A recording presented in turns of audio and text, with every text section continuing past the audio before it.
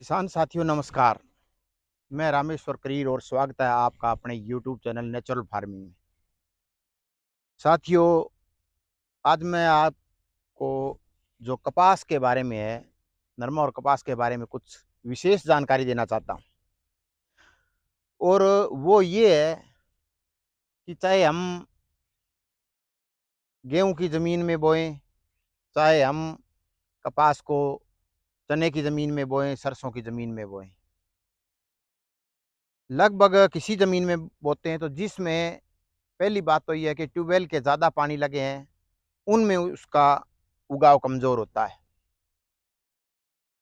कपास का और नरमे का।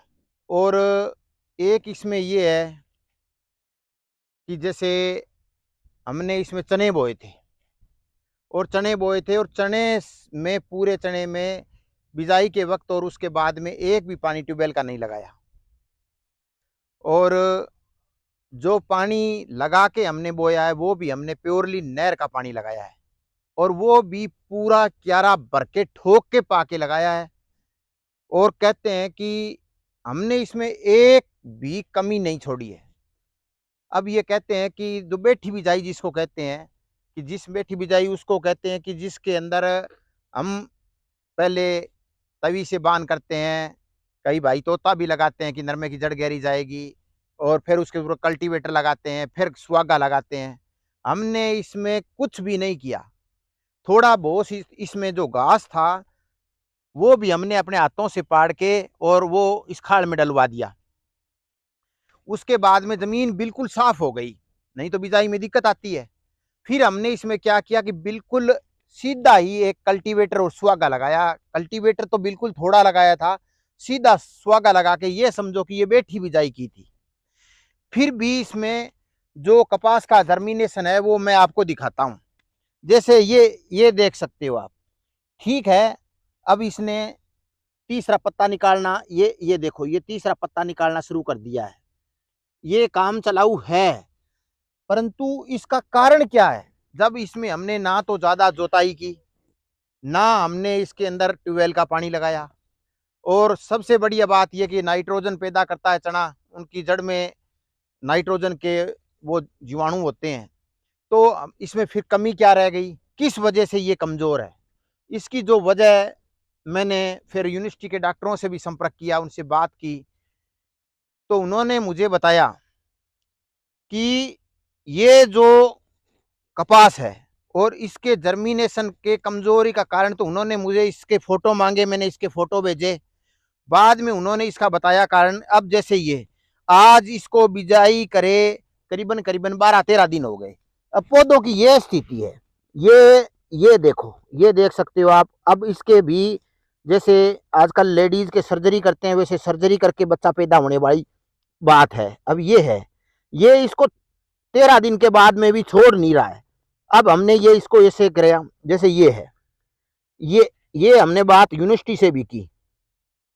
ये देखो, तो उन्होंने हमें बताया कि इसका मुख्य जो कारण है, ये हम आजकल मशीनों से बिजाई होती है और हम ये रोए रहित बीज लाते हैं, तो इसको रोए रहित करने के लिए तेजाब से साफ किया जाता है, और तेजाब से साफ करने पर इस बीज की 50% जर्मिनेशन पावर खत्म हो जाती है।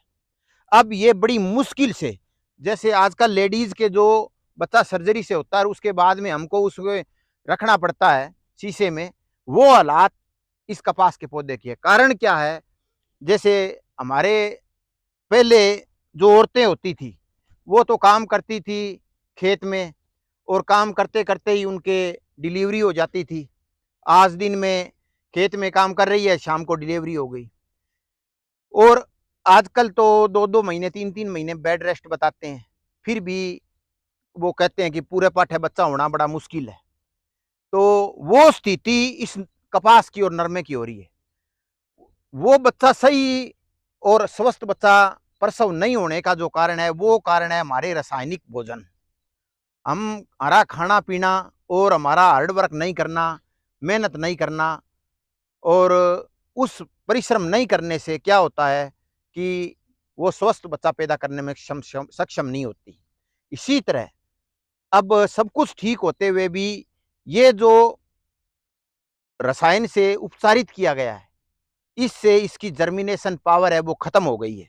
अब ये समस्या इतनी जटिल है कि आप देख सकते हो, जहां भी आप जिस भी लाइन में देखोगे, जहां भी देखोगे, देखो हालात, ये हालात हर जगह बनी हुई है। 10 दिन के बाद भी ये छोड़ नहीं रहा इसको। तो ये कोई एक जगह नहीं है, आप इसकी कहीं भी किसी लाइन में, जैसे आप वहां से हटा के अगर आप इस लाइन में ट्राई करोगे तो ये स्थिति यहीं भी बनी हुई है। हर जगह, हर आपको लाइन में ये स्थिति मिलेगी। जैसे देखो, मुश्किल से इसमें भी बीज नहीं छोड़ा है, इसने भी बीज नहीं छोड़ा है।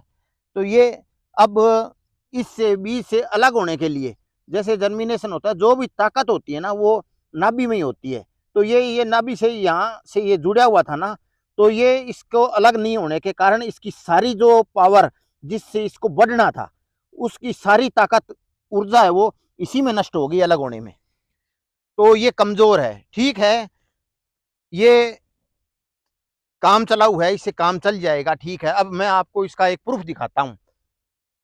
ये इसका प्रूफ मैंने यहाँ टेस्ट किया। जैसे हम इस तरफ बढ़ते हैं तो बढ़ते चलेंगे और ये समस्या आती जाएगी, आती जाएगी। आप देख सकते हो हर जगह ये समस्या है। क्या बताऊं मैं, हर हर जो खूड है उसके अंदर ये समस्या आपको मिलेगी।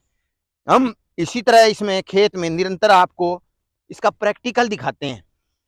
क्या है कि मेरे पास अपने पिछली साल मैंने घर की कपास बोई थी, उसका मैंने कुछ बीज बना लिया था और मैंने ये टेस्ट के लिए, अब करें क्या कि हम सांड से बो देते हैं तो उसमें ये दिक्कत होती है कि फिर उसमें ट्रैक्टर से सिल्लल नहीं निकलते, फिर पशु वाले के पीछे जाने पड़ता है। कई बार बरसात हो जाती है, फिर ज़मीन एकदम घास होने लग जाता है, पशु वाले को टाइम नहीं मिलता तो किसान परेशानी में आ जाता है। इस कारण हम ये बीज है, ये रोए वाला बीज है, वो मशीन में चलता नहीं। तो मैंने रखा था और मैंने मशीन से बिजाई कराने के बाद में 5-7 खूड खाली रख लिए थे, बीज निकाल लिया था ये टेस्ट के लिए कि इसमें और उसके जर्मिनेशन में क्या अंतर है, कैसा अंतर रहता है। ये देख सकते हो आप, हमने ये यहाँ आपको ये देखते चलोगे तो अपने आप पता लग जाएगा।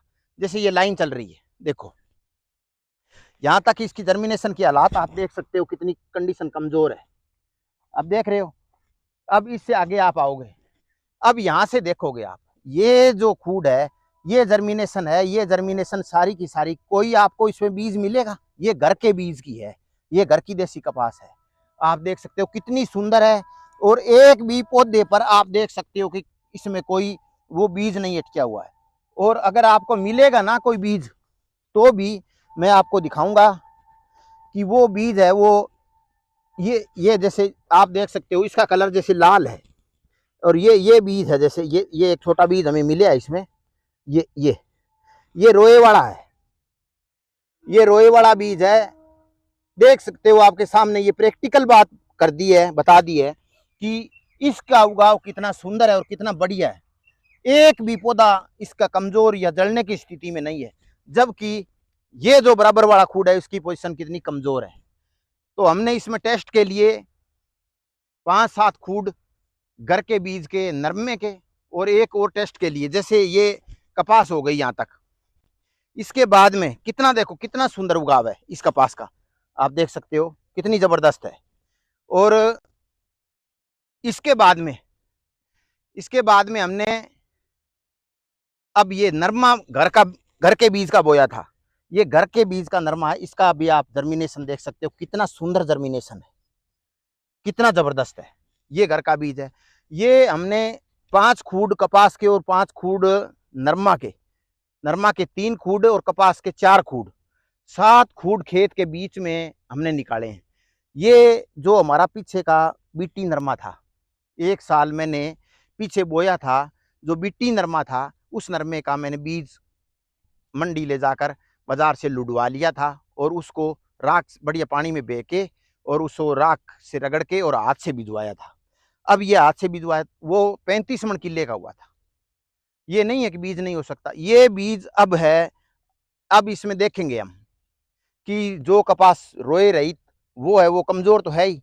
अब वो उसके आगे क्या स्थिति रहती है, उसमें सुंडी कितनी पड़ती है, और जो हमारे घर का बीज है उसमें कितनी सुंडी पड़ती है।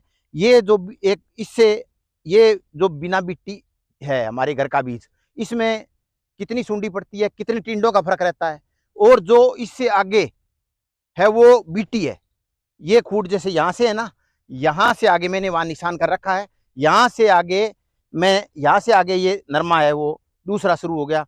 तो इसका पता लगेगा हमें कि गरवाड़ा नरमा है, उसके टिंडे में ये जैसे माइको का पैशन लगाया हुआ है। और पिछली साल भी मैंने माइको का पैशन लगाया था, जो कि HAU हिसार द्वारा रिकमेंडेड है 7300 कुछ ये वो किस्म है। और ये HAU ने पास किया हुआ है कि ये इसकी बिजाई आप कर सकते हो बीटी में। तो हमने वो की है। इसके अंदर ये है कि अब पता चलेगा कि हमने बीटी लगाया और पिछली साल भी यही बीज लगाया था, उसका हमने घर का बीज बना लिया। तो अब बाजार से खरीदा है, उसमें किस्म सेम है, वही चीज है।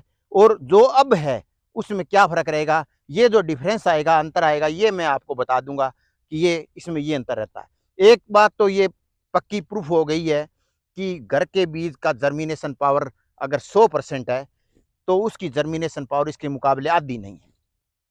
दूसरी बात, आगे इसकी उपज क्या रहती है, इसके टिंडों का आकार में कितना फर्क रहता है, और आगे मजबूत कौन सा पौधा रहता है, और औसत उपज किस पौधे की ज्यादा रहती है, वो भी मैं आपको वीडियो के द्वारा समय समय पर बताता रहूंगा। धन्यवाद, नमस्कार, जय हिंद।